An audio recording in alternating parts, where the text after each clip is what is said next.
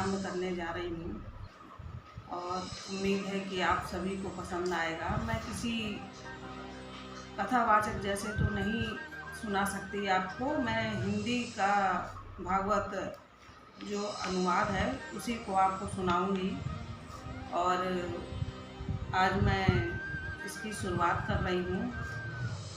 हर रोज़ आपको एक पाठ रोज़ सुनाऊंगी। हर अध्याय का हिंदी में ही वर्णन कर पाऊंगी और संस्कृत में आपको नहीं सुनाऊंगी क्योंकि वीडियो बहुत लंबी हो जाएगी। और मैं ये पढ़ना चाह रही थी तो मैंने ये सोचा कि मैं इसका वीडियो बना के आप लोगों तक पहुंचा सकूं, तो शायद आप लोगों को भी सुनने में अच्छा लगे। तो मैं शुरुआत करती हूँ। हरे कृष्ण सबको। मैं सबसे पहले श्रीमद् भागवत गीता का महत्व और भगवान श्री कृष्ण के कुछ वचनों को आपको सुनाऊंगी। सृष्टि के पूर्व केवल मैं ही, भगवान श्री कृष्ण कहते हैं कि सृष्टि के पूर्व मैं ही मैं था। मेरे अतिरिक्त ना स्थूल ना सूक्ष्म ना तो दोनों का कारण अज्ञान।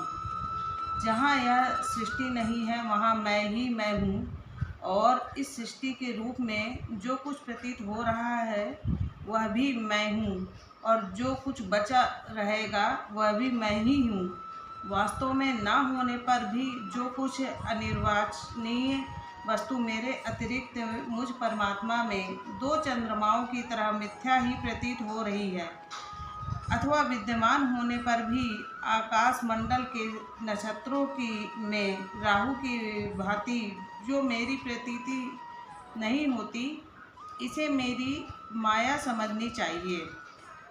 जैसे प्राणियों के पंचभूत रचित छोटे बड़े शरीरों में आकाश आदि पंच महाभूत उन शरीरों के कार्य रूप से निर्मित होने के कारण प्रवेश करते भी हैं और पहले से ही उन स्थानों और रूपों में कारण रूप से विद्यमान रहने के कारण प्रवेश नहीं भी करते, वैसे ही उन प्राणियों के शरीर की दृष्टि से मैं उनमें आत्मा के रूप में प्रवेश किए हुए हूँ और आत्मदृष्टि से अपने अतिरिक्त और कोई वस्तु न होने के कारण उनमें प्रविष्ट नहीं भी हूँ।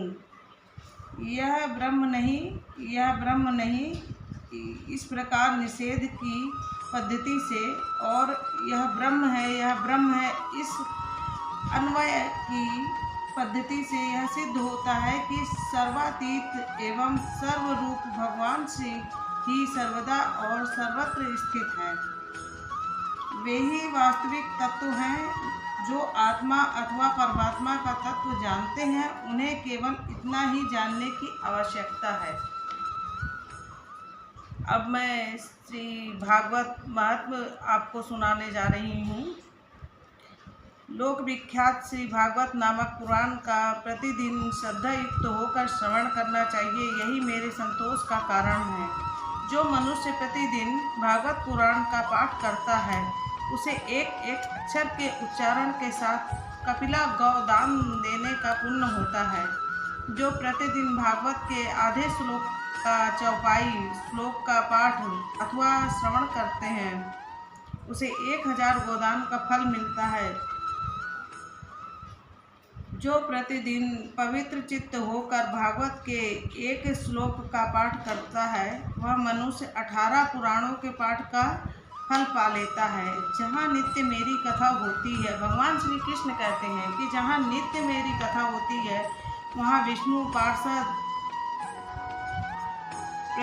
प्रहलाद आदि विद्यमान रहते हैं। जो मनुष्य सदा मेरे भागवत शास्त्र की पूजा करते हैं वे कली के अधिकार से अलग हैं, उन पर कलिका वश नहीं चलता है। जो मानव अपने घर में वैष्णव शास्त्रों की पूजा करते हैं वे सब पापों से मुक्त होकर देवताओं द्वारा वंदित होते हैं। जो लोग कलयुग में अपने घर के भीतर प्रतिदिन भागवत शास्त्र की पूजा करते हैं वे कली से निडर होकर ताल ठोकते हैं और उछलते कूदते हैं, मैं उन पर बहुत प्रसन्न रहता हूँ। मनुष्य जितने दिनों तक अपने घर में भागवत शास्त्र रखता है, उतने समय तक उसके पितर दूध, घी, मधु और मीठा का जल पीते हैं। जो लोग विष्णु भक्त पुरुषों को भक्ति पूर्वक भागवत शास्त्र समर्पण करते हैं, वे हजारों करोड़ कल्पों तक, अनंत काल तक मेरे वैकुंठ धाम में वास करते हैं। ये आश्चर्यचकित सदा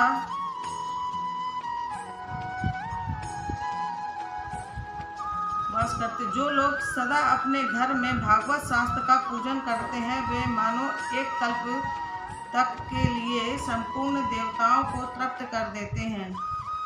श्लोक: यदि अपने घर पर भागवत का आधा श्लोक या चौपाई श्लोक भी रहे तो यह बहुत उत्तम बात है। उसे छोड़कर सैकड़ों और हजारों तरह के अन्य ग्रंथों के संग्रह से भी क्या लाभ है। भगवान कहते हैं कि कलयुग में जिस मनुष्य के घर में भागवत शास्त्र मौजूद नहीं, उसको यमराज के पास से भी कभी छुटकारा नहीं मिलता है। इस कलयुग में जिसके घर भगवत शास्त्र मौजूद नहीं है, उसे कैसे वैष्णव समझा जाए, यह तो चंडाल से भी बढ़कर नीच है। लोकेश ब्रह्मा पुत्र मनुष्य को सदा मुझे भक्ति पूर्वक संतुष्ट करने के लिए अपना सर्वस्व देकर भी वैष्णव शास्त्रों का संग्रह करना चाहिए। भगवान कहते हैं कि कलयुग में जहाँ जहाँ पवित्र भागवत शास्त्र रहता है, वहाँ वहाँ सदा मैं ही देवताओं के साथ उपस्थित रहता हूँ। यही नहीं, महान नदी, नद और सरोवर रूप में प्रसिद्ध सभी तीर्थवास करते हैं। संपूर्ण यज्ञ, 7 पुरिया और सभी पर्वत वहाँ नित्य निवास करते हैं। लोकेश कहते हैं कि यश, धर्म और विजय के लिए तथा पाप क्षय एवं मोक्ष की प्राप्ति के लिए धर्मात्मा मनुष्य को सदा ही मेरे भागवत शास्त्र का श्रवण करना चाहिए। यह पावन पुराण श्रीमद्भागवत आयु, आरोग्य और पुष्टि को देने वाला है। इसका पाठ अथवा श्रवण करने से मनुष्य सब पापों से मुक्त हो जाता है। जो इस परम उत्तम भागवत को ना तो सुनते हैं, ना सुनकर प्रसन्न होते हैं, उनके स्वामी सदा यमराज ही हैं। वे सदा यमराज के ही वश में रहते हैं। यह मैं सत्य सत्य कह रहा हूँ। भगवान कहते हैं कि पुत्र, जो मनुष्य सदा ही विशेष एकादशी को भागवत सुनने नहीं जाता, उससे बढ़कर पापी कोई नहीं। जिसके घर में एक श्लोक, आधा श्लोक अथवा श्लोक का एक ही चरण लिखा रहता है, उसके घर में मैं निवास करता हूँ। मनुष्य के लिए संपूर्ण पूर्ण आश्रमों की यात्रा या संपूर्ण तीर्थों में स्नान करना भी वैसा पवित्र कारक नहीं है जैसा श्रीमद् भागवत है। चतुर्थ मुख जहाँ जहाँ भागवत की कथा होती है, वहाँ वहाँ मैं उसी प्रकार जाता हूँ जैसे पुत्र वत्सला गौ अपने बछड़े के पीछे पीछे जाती है। जो मेरी कथा कहता है, जो सदा उसे सुनने में लगा रहता है तथा जो मेरी कथा से मन ही मन प्रसन्न होता है, उस मनुष्य का मैं कभी त्याग नहीं करता। भगवान श्री कृष्ण कहते हैं कि पुत्र, जो परम पुण्य मैं श्री भागवत शास्त्र को देखकर अपने आसन से उठकर खड़ा नहीं हो जाता, उसका 1 वर्ष का पुण्य नष्ट हो जाता है। जो श्रीमद् भागवत पुराण को देखकर खड़ा होने और प्रणाम करने आदि के द्वारा उसका सम्मान करता है, उस मनुष्य को देखकर मुझे परम आनंद मिलता है। जो श्रीमद् भागवत को दूर से ही देखकर उसके सम्मुख जाता है और वह एक एक पग पर अश्वमेध यज्ञ के पुण्य को प्राप्त करता है, इसमें तनिक भी संदेह नहीं है। जो मानव खड़ा होकर श्रीमद् भागवत को प्रणाम करता है, उसे मैं धन, स्त्री, पुत्र और अपनी भक्ति प्रदान करता हूँ। हे पुत्र, जो लोग महारजोचित सामग्रियों से युक्त होकर भक्ति पूर्वक श्रीमद् भागवत की कथा सुनते हैं, मैं उसके वशीभूत हो जाता हूँ।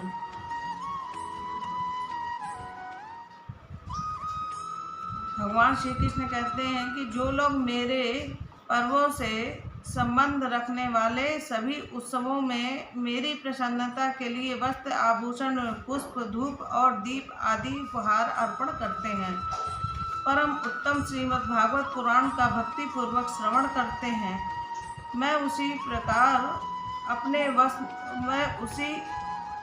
वश में कर लेते हैं। और जैसे पतिव्रता स्त्री अपने साधु स्वभाव वाले पति को वश में कर लेती है। श्री सुखदेव जी को नमस्कार। जिस समय सुखदेव जी का यज्ञोपवीत संस्कार भी नहीं हुआ था, सूत्रालौकिक वैदिक कर्मों के अनुष्ठान का अवसर भी नहीं आया था, उन्हें अकेले ही संन्यास लेने के उद्देश्य से जाते ही उनके पिता व्यास जी विरह से कातर होकर मारने लगे, बेटा उस समय अन्याय होने के कारण श्री सुखदेव जी की ओर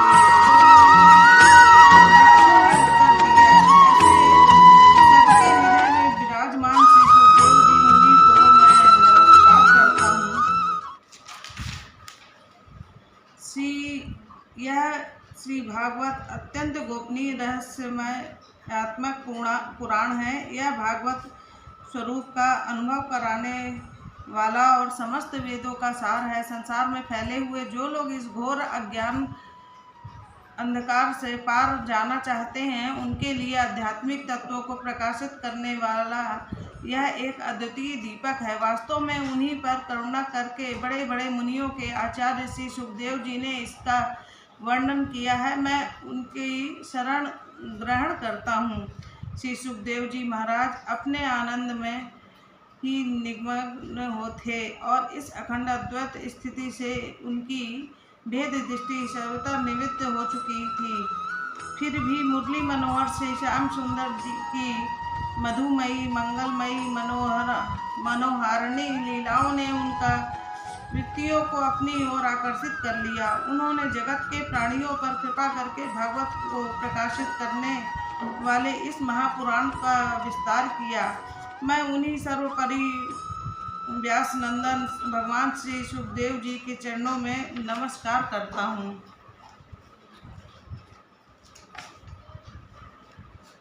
श्रीमद् भागवत का पहला अध्याय आरंभ कर रही हूँ। सच्चिदानंद स्वरूप भगवान श्री कृष्ण को हम नमस्कार करते हैं, जो जगत की उत्पत्ति, स्थिति और विनाश के हेतु तथा आध्यात्मिक, आदि दैविक और आदि भौतिक तीनों प्रकार के तापों का नाश करने वाले हैं। जिस समय सुखदेव जी का यज्ञोपवीत संस्कार भी नहीं हुआ था तथा लौकिक, वैदिक और कर्मों के अनुष्ठान अवसर भी नहीं आया था, तभी उन्हें अकेले ही संन्यास लेने के लिए घर से जाते देखकर उनके पिता व्यास जी ने विरह में कातर होकर पुकारने लगे, बेटा बेटा तुम कहाँ जा रहे हो। उस समय वृक्षों ने तन्मय होने के कारण सुखदेव जी की ओर से उत्तर दिया, ऐसे सर्वभूत हृदय स्वरूप सुखदेव मुनि को मैं नमस्कार करता हूँ। एक बार भागवत कथा अमृत का रसास्वादन करने में कुशल मुनिवर शौनकादिक जी ने